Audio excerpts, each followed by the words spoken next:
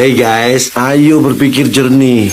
Apa iya dengan mencampur sendiri es batu, rasa lemon, dan gelembung bisa seenak dan senyegerin segelas Sprite?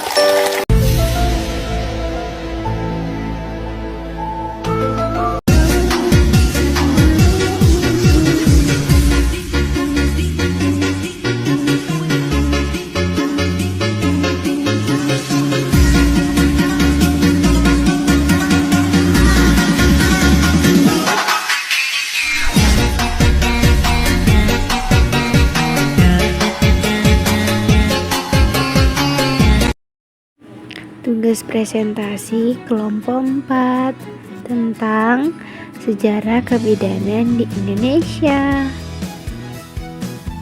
Berikut nama-nama anggota kelompok. Tujuan kebidanan: 1. Mengurangi angka kematian ibu dan bayi, memberikan perawatan yang tepat selama kehamilan, persalinan, dan setelah melahirkan untuk mengurangi risiko kematian ibu dan bayi. 2. Memberikan perawatan selama kehamilan, memantau kesehatan ibu dan janin, memberikan edukasi tentang gizi, persiapan persalinan, dan cara merawat bayi. Yang ketiga, mendukung persalinan yang aman, membantu proses persalinan agar berlangsung dengan aman dan nyaman, serta memberikan intervensi jika diperlukan. 4. Pemulihan pasca melahirkan, memberikan perawatan kepada ibu setelah melahirkan untuk memastikan pemulihan fisik dan mental yang optimal.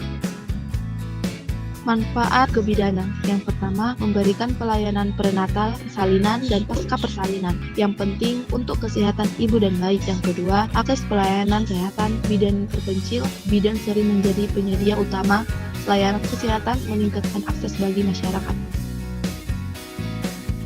Yang ketiga, edukasi dan penyuluhan. Bidan memberikan edukasi tentang kesehatan reproduksi, keluarga berencana, dan gizi. 4.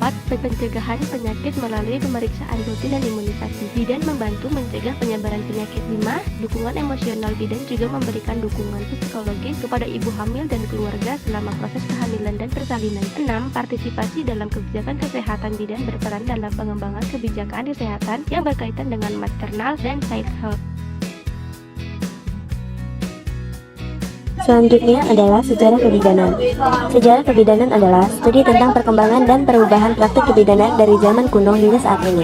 Ini mencakup evolusi peran bidan, pengetahuan tentang kehamilan dan persalinan, serta perubahan dalam pendekatan medis terhadap kesehatan ibu dan anak. Sejarah ini menjadi cerminan konteks sosial, budaya, dan ilmiah yang mempengaruhi praktik kebidanan di berbagai zaman dan tempat.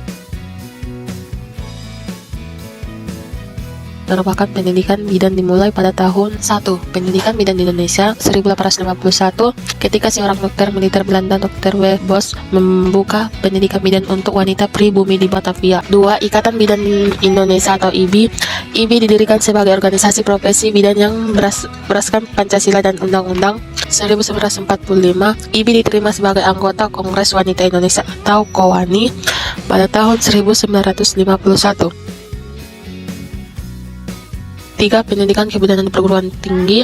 Pendidikan kebidanan di perguruan tinggi Indonesia dimulai pada tahun 1996 dan berkembang pesat pada tahun 2008 hingga 2012.